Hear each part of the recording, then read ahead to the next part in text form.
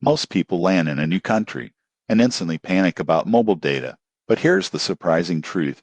With the right ESIM, you can be connected in minutes. Today, I'll share the best ESIM options for El Salvador based on real usage experience. An ESIM is a digital SIM card built into your phone. You don't need physical cards, stores, or paperwork. You simply scan a QR code and activate mobile data.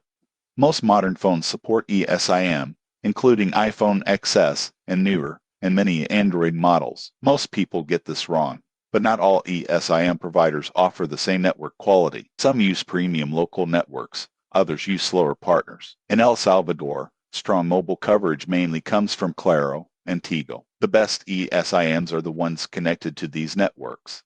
In my testing, global ESIM providers worked well for short trips. Setup took less than 5 minutes. Data speeds were good in cities like San Salvador and Santa Ana. You won't believe what happens next. No roaming charges, no contracts, and no store visits. Data-only ESIMs are perfect for maps, ride apps, browsing, and social media, but they don't give you a local phone number. If you need calls or SMS, you may still want a local SIM. Now the downsides. Some ESIM plans are more expensive than local SIM cards, and customer support varies between providers. Data usage can be slightly higher since your phone manages two networks at once. So what's the best choice?